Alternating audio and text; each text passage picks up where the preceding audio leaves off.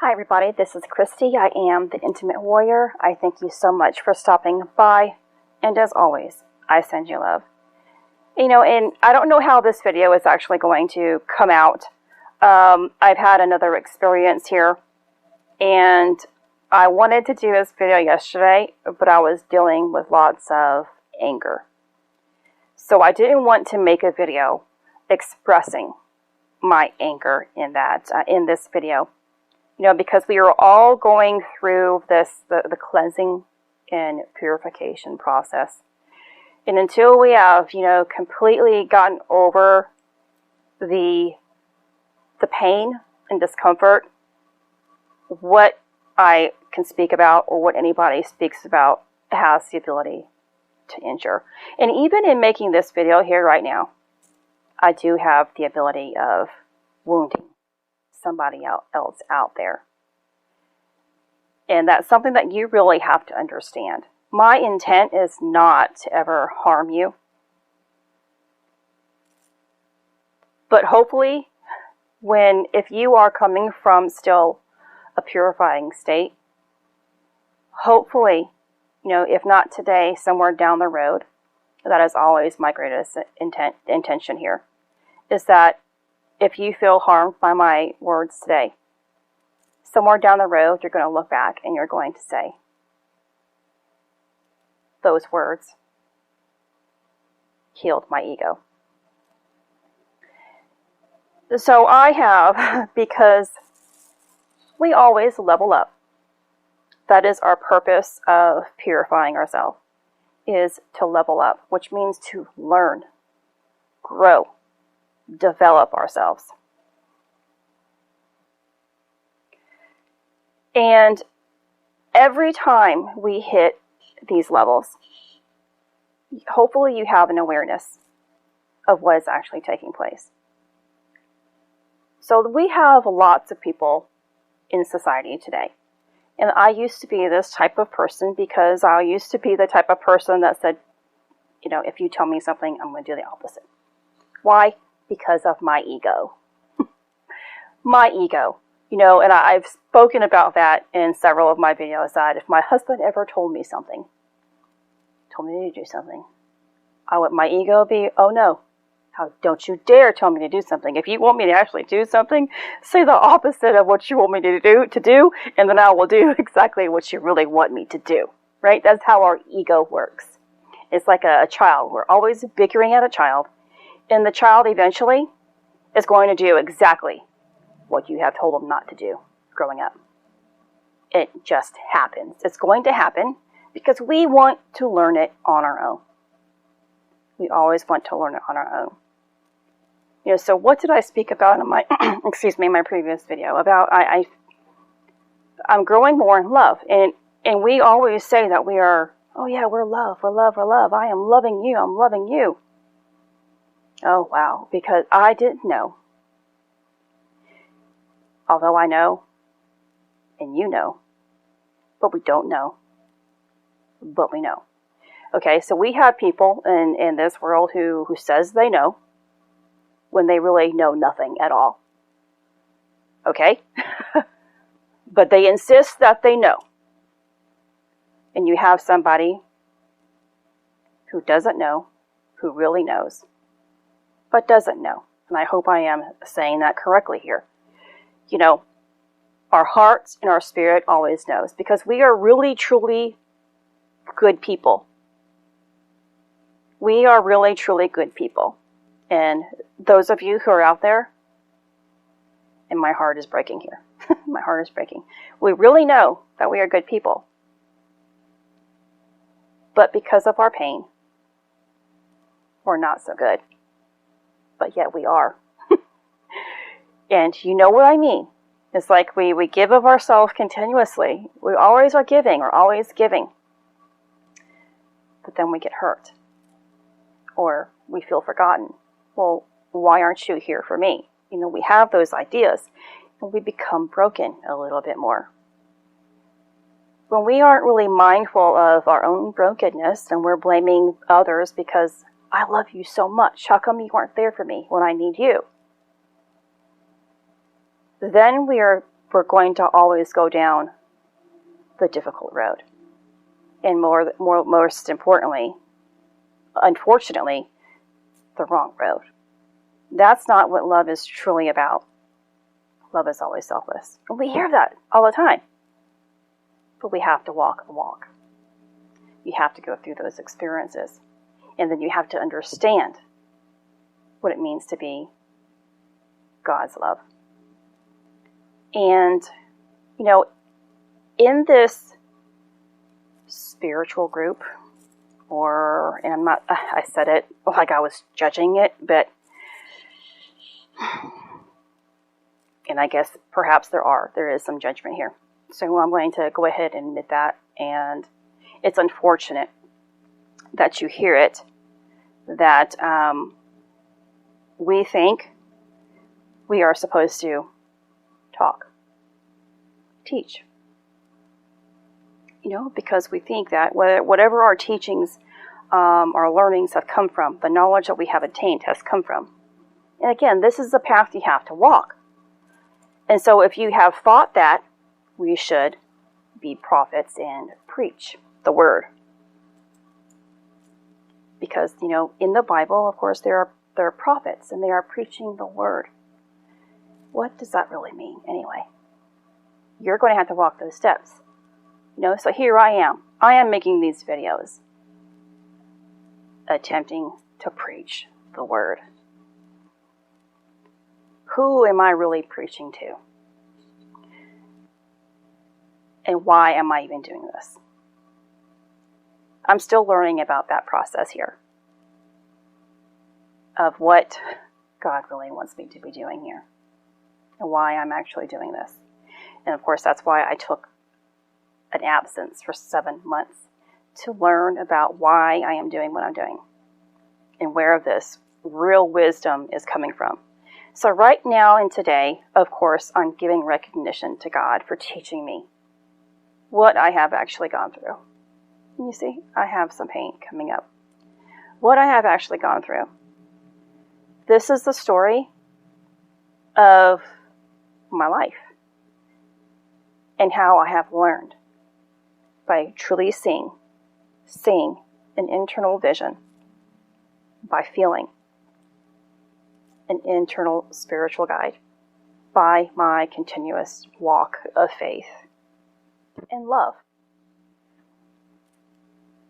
I see that we are supposed to, and this is from my own past experience of seeing people and what I've done myself, talk.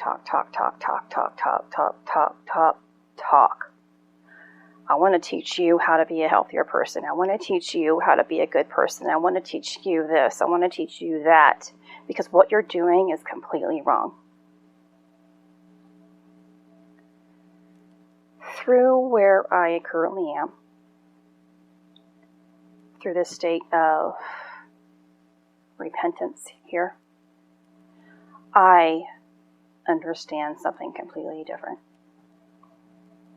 I've really have seen through experience and knowledge that my words, whether surrounded by good intentions and what I am calling love, hurt.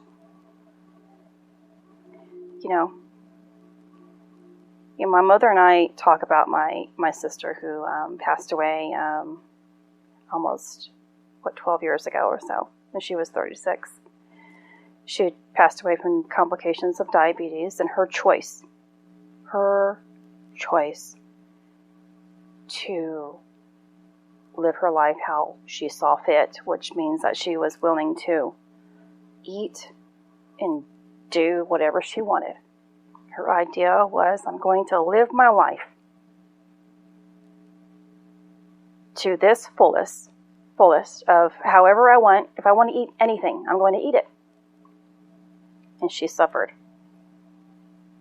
It was a suffering that was, I can't even imagine how much pain that she went through. Her body was just being eaten alive by her choice.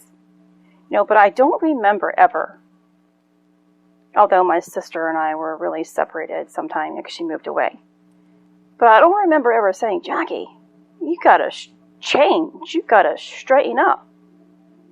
This isn't right. What you're doing isn't right. The choice you're making here isn't right. Just because you have insulin doesn't mean that you can just eat what you want and make your life better. I don't remember ever doing that to my sister. I loved her. And I didn't want to hurt her with my words. My words. Because her choice, her life is her choice. And me saying that I loved her, why would I want to use my words to hurt her? And even if I thought I was helping her, my words would only push her further away. Right? So it doesn't matter if you actually think you're love and you're helping somebody, if the other person is still full of pain, there's nothing you can say or do that's going to make them see that you are really loving them. It's an individual walk that we all must go through. And so I spoke in my own mind, in my own heart, because I've noticed. And I've been doing this a little bit here for a couple of months, and because my father-in-law is pre-diabetic, so he's on metformin for it to control his sugar. And he's getting up there in age, of course, and he's weakening. And he had health complications last year when my mother-in-law passed away. He also was in the hospital.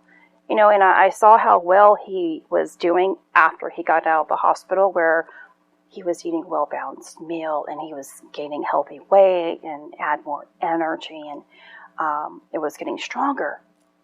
But then once the nurses, stopped after his care, that time frame, he went back to just, slowly, I can't eat this. I don't want this, no. And of course wanted more sweets and stuff like that. And I was bickering all the time. Pop, you're pointing out all the wrong and terrible things Pop was doing.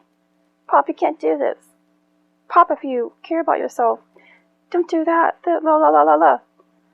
What is that doing to his heart? It wounds, destroys, depletes. It makes someone feel bad, guilty, and shameful. And so, this has been happening. I've been going through this stage, if you will, now for that long. If you want to say a year of this growth process through this process of where I am, or where I'm trying to go towards here. For that long. My lesson has dragged out this long until I have realized my steps. And so other people, my mom got sick, had the surgery. Well, Mom, now you have to, let's eat this way because you'll feel better. You should have this type of, extra protein in your diet. And my mom was doing awesome too, as I was right there with her. And she got it. And then, time has gone on, and I'm not seeing her as often as I was when she first had the surgery. Life is pretty busy. We still talk and see each other. I've noticed she's not doing it like she once was. Bicker, bicker, bicker. Am I going to bicker? Am I going to knock her down pegs and pegs and pegs? My love, is that what my love's going to do? And so,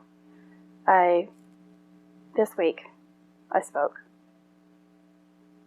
My love will not make somebody else feel guilty, because that's not what love is.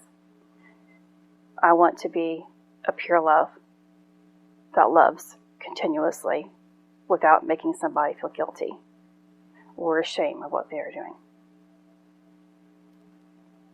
I was tested by that. Every single time we actually learn something. Learn where it seeps into our psyche and develops in the heart. We are going to be tested. Tested. Who does the testing? Lucifer. Lucifer is the light bringer. It brings light. Of course, in our religion, through the Bible, he's considered Satan.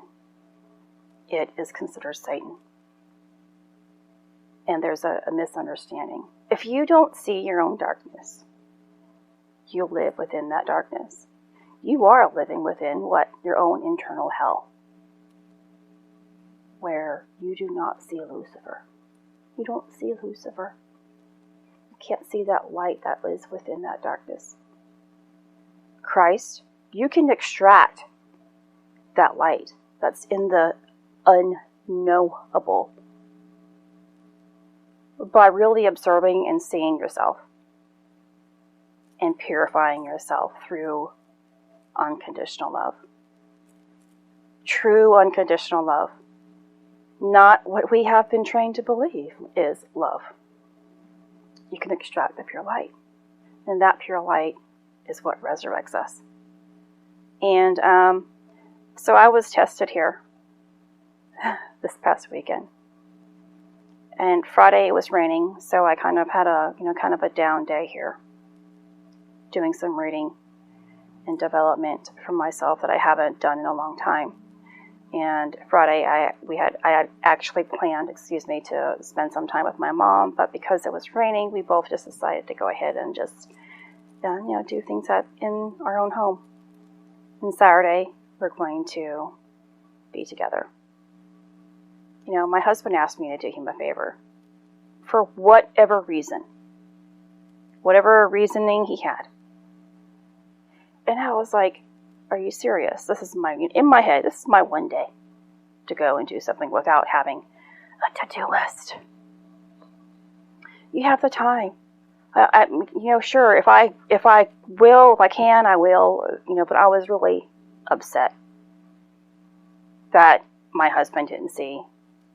I just wanted some time to not be on somebody else's schedule, to let my life just be open, and, but he didn't see that, of course, and that's not what, it's not about my husband. It's about me here. And so I came home, and then we came in for dinner and stuff like that, and I noticed his body language was really off, really tight. And I asked him, well, why are you so cranky?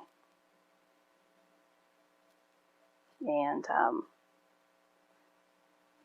he was talking about his dad and talking about, and then got angry because I told him no, I wasn't going to do something for him. In other words, he was making me feel guilty. And this is not about my husband, about his own actions. The people in our lives teach us about ourselves, no matter what. No matter what. I didn't respond to anything he said. I walked out the door and went and took my shower. Came back up, and I know he was still upset. And I became infuriated. I still didn't speak about it. I was still upset. How dare you, one, make me feel guilty for not doing something? And it began to click. It began to click within me. This is what you just said, Christy. That your love is going to be so pure. Not to shame people. Not to make them feel stupid. Not to make them feel guilty. In anything. Now here you are. You feel guilty. If we don't know how these things feel and really understand why we feel it, we can't commit to the true path. How many times in your life have you made someone feel guilty? How many times in your life have you felt guilty? How many times have you felt shame? Angry? Sad? Whatever it is. How many times have you felt those emotions? Do you want to project those things onto other people? And any time that you project those things onto another individual, well, how true is your love? How true is your love? It took me a while. Even though I sat here and understood why I was being tempted here. Temptation. To sin. To go against my own word. To go against my spirit, the Spirit, God, and my commitment to the true path. That's what it is. And that's what it means to actually fornicate and all those other things. To go against ourselves. To really sit and really love feeling angry. To love feeling that this person has done me wrong. You know, that's the addiction. When we love, because if we are actually fumigating and allowing our anger, our resentment, our bitterness to fester, we are falling into temptation and sinning against ourselves. And of course, therefore, we are not loving another individual. And then by bedtime, I was like, okay, let this go. I wasn't really talking to my husband. I was fumigating. Seriously, I was really upset. I was not going to look at him. I was not going to speak to him. But my psyche and my heart, you know better, Christy. I was talking to myself. And I laid in the bed. I was like, okay, this is cool. You understand what's going on. But my actions were proving otherwise. I went to sleep. Told my husband goodnight and I love him. Still with a little bit of an attitude. Yes, with an attitude. Woke up and the first thing on my mind was how upset I was at my husband. The very first thing. I stayed away from my husband for a while until I had to go do some errands. I really didn't say goodbye. I put my hand out my car window and waved that way. Oof, it was terrible. My actions were terrible. And we have to go through, we will go through those periods of true inner suffering until that suffering has depleted portions of our psyche, where we have become so addicted to that sensation. The energy within us will not rise within us until we have depleted the darkness, until only light can be filled within our crown. I can't remember exactly. So what did I do? Yeah, I came home from doing my errands, and I came back up here to kind of read, and I wanted to make this video. But I was still angry. And I was not going to make a video out of anger. So I went downstairs and I was going to make some crab rangoon egg rolls and go ahead and prep for the dinner. And I made a lot of things. And so my husband came in and he was trying to chit chat with me, being all polite and kind. And I was still bitter inside. Not really. Every time he was, asking me a question, I kind of like, shrugging. And still being angry about how dare you make me feel guilty for not doing something for you. But do you actually see my own actions? Do you see my actions? It doesn't matter. It doesn't matter how much time you want for yourself. Love will always do. It doesn't matter how tired you are. Love will always do. It doesn't matter if the other person has way much more time on their hands than you do. If the person who's asking you to do you a favor still has time right then and there that they're asking you a favor to do something, it doesn't matter. Your love should want you to do it. You shouldn't turn around and say, well, why can't you do it? You have time today, right now. You should do this yourself. So we are the ones, if you are on this path and you are actually committed to the path, you have chosen to be committed to this path. And that means you are going to sacrifice yourself for those around you all the time until there is no pain within you. But if you're still seeing your pain instead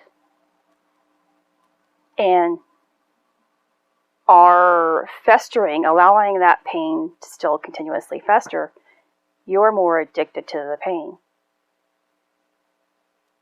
that sensation, than you are to the path of love. I hope that made sense. And, so something that I've come to understand here is about being a poor person. And let me see if I can get to the Bible verse here. I believe it's Matthew 5, 3, 4, 5, and 6. You can read the entire verses yourself, but it means, blessed are the poor in spirit, for theirs is the kingdom of heaven. Blessed are they that mourn, for they shall be comforted. I know I've read this before. And it continues in part 6, verse 6. Blessed are they which do hunger and thirst after righteousness, for they shall be filled. I've read that before. And of course, I didn't understand what it meant. So to be poor, it signifies the letter Resh of the Hebrew alphabet. It's a bent over person. But this Resh it can go either way. To be poor in spirit is somebody that can still have go through enlightenment or can be illumined. But if you are still addicted to being poor in spirit, you don't understand that you're poor in spirit, then that's where the trouble comes in. Of course, if you are on this path, hopefully you're dedicated to really understanding what love means and what the law truly is. You can read, Matthew 5, right here. It's right here. Someone who is truly sorry for every single thing. And this is hurting my heart right here. I have a pain in my heart. It's guilt. Just guilt. You know what it's like to feel guilty, or when someone really makes you feel guilty. It does not feel good. And I don't want anybody in my life to feel that way. Ever. About anything. It's a pure love. It's a pure love. You're really sorry for your own actions.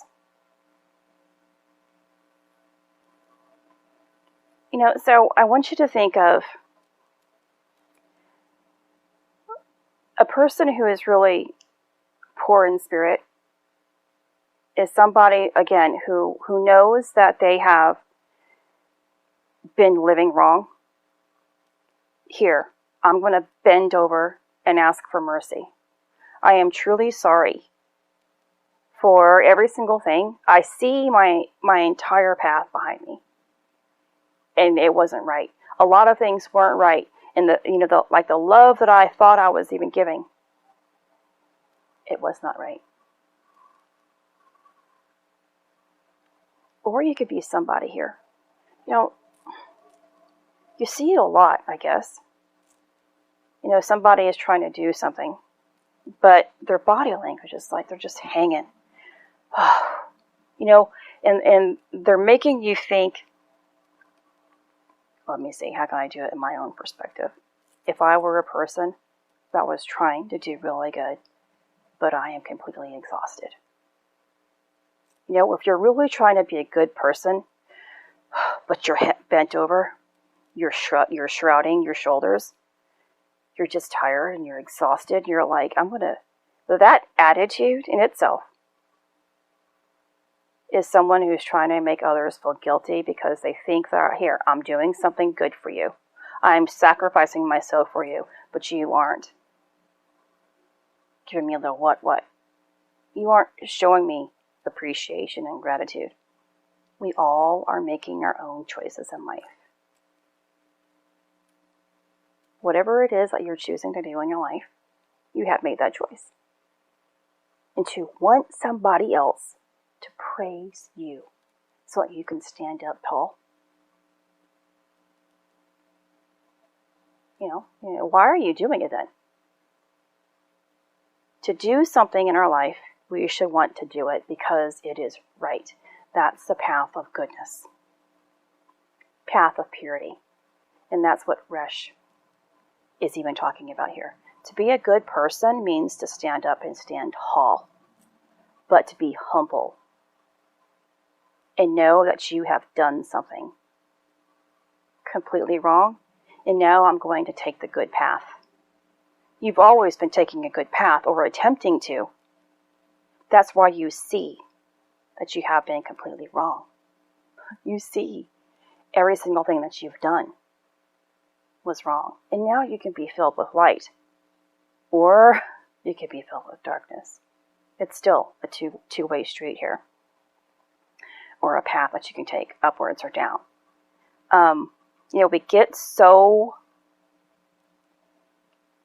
We love the feeling of feeling terrible. And that's what it means to eat the fruit. When you are so consumed with feeling greed, with lust, anger, desire, bitterness, and shame, when you allow yourself to just sit there and fester and not know that you're festering. Or even when you know you're festering, but you're denying it really. No, and you're still blaming other people. No, they're the cause of why I feel this way. No, you are the cause because it's inside of you.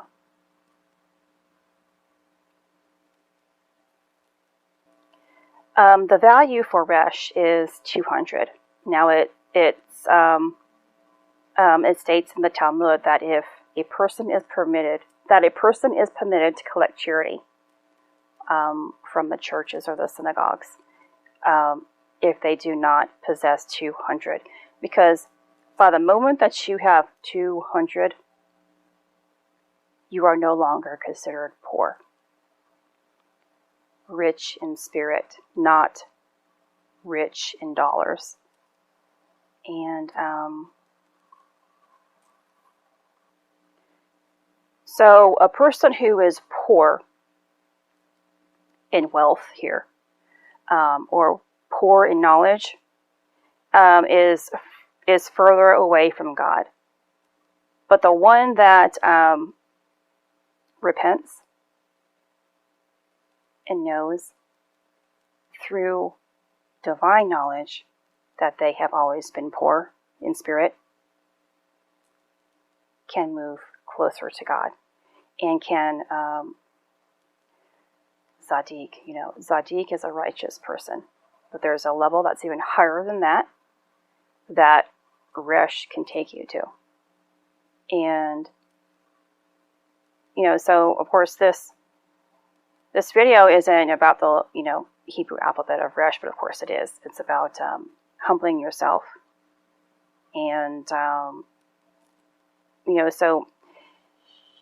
it's like why I don't speak about where I am.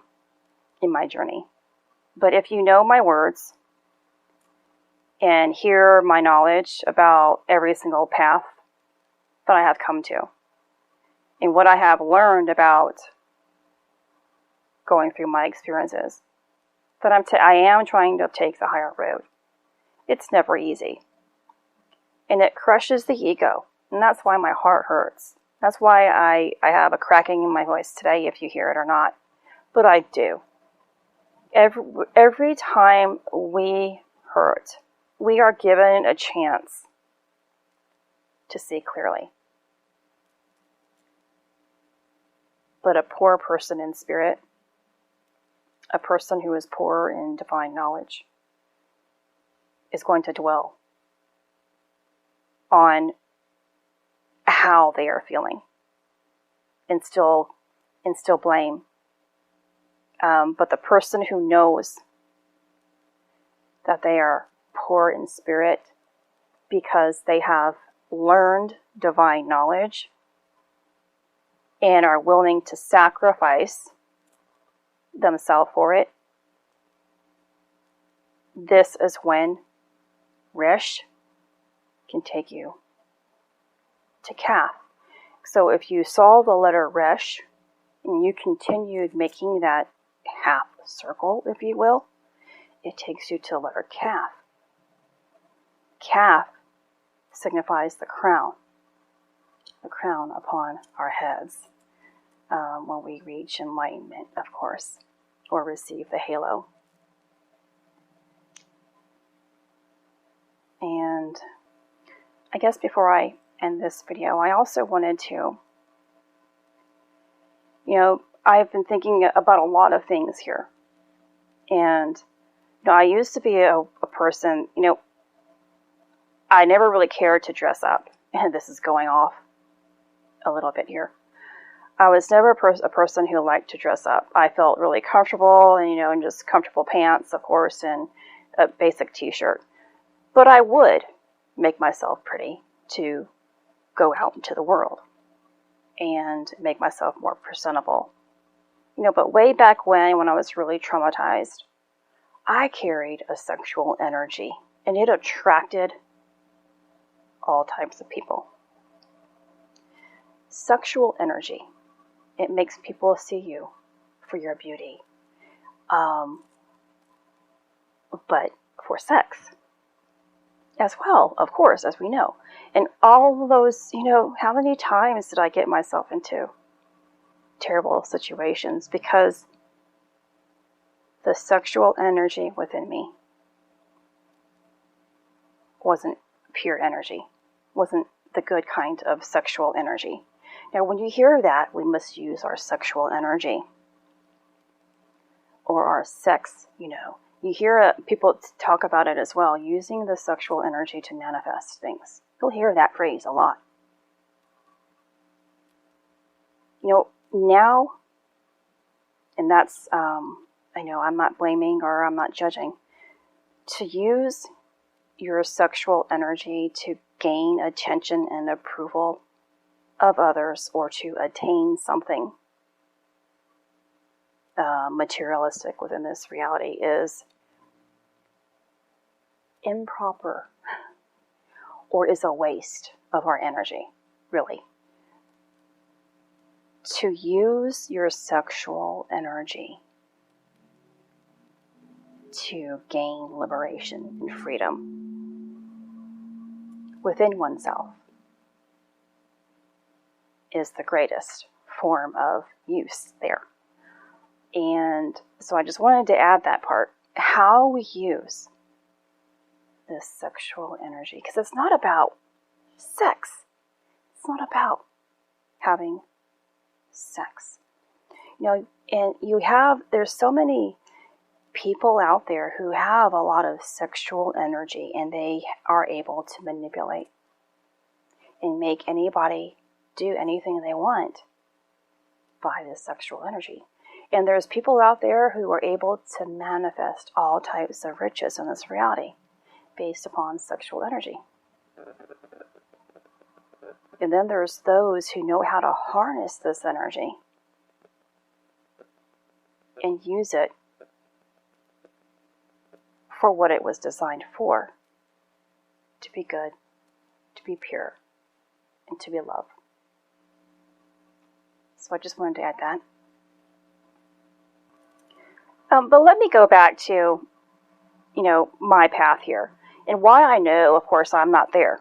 I'm not there. I'm not close to it, because I'm still learning every single day, and because I have pain every single day, and because the Bible is very explicit in what needs to be done. And we hear that word repentance, and we think that actually, okay, I'm sorry God for what I've done, please forgive me, or we'll have that type of attitude, or we'll say, well, you know what, Jesus died on the cross for us, our sins are forgiven, and then nothing else needs to be done.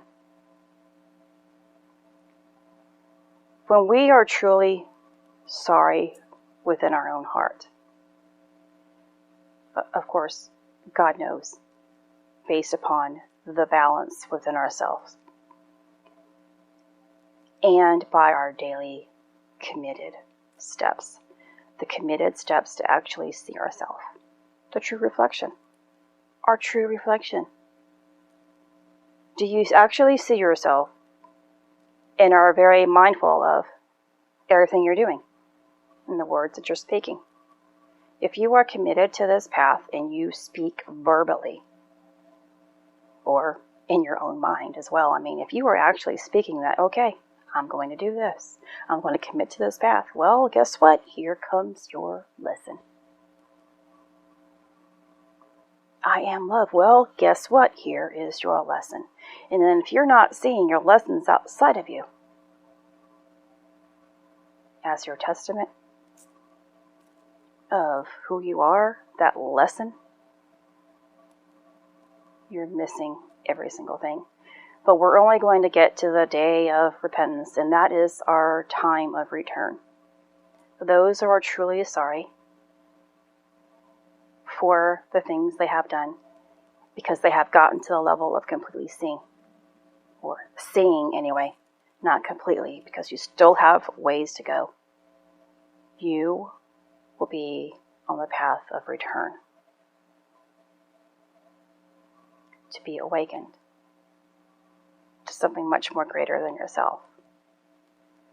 But we have to be truly sorry for everything. And that means that you really have to know how pure your love really is, and how pure you're willing to go. How much further are you willing to purify yourself? It's still going to be, it does get harder, like I have mentioned. It gets harder. But it's easier as well, because you've grown. It's only easier because, and it's not easy because, look at how I felt yesterday. I was really down yesterday. I was really angry, and I was really bitter, resentful. I don't like those feelings at all. But the ego gets so intoxicated by those sensations. It wants it all the time. But we can defeat it as long as we see it, and then try not to feed it more.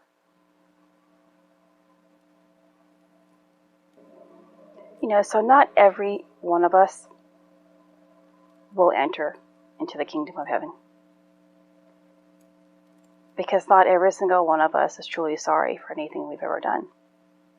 We don't see every single wickedness within us, because we're always blaming. We haven't been completely purified. The soul that is truly sorrowful, the one that knows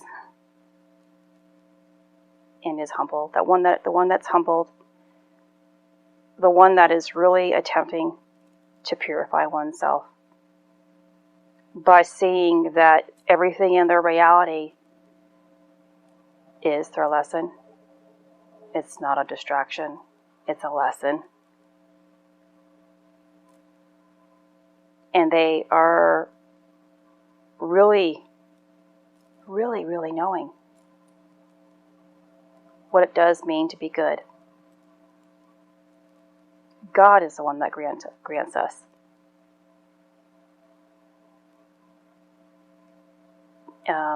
entryway. Until we are, completely purified, there's no way around it. So to just simply sit here and say, oh yeah, I've done it, I'm there, are you? Can you really say that? How pure is your heart? Because the ego is so, temptation is so easily attracted to. It can actually make you feel you are there.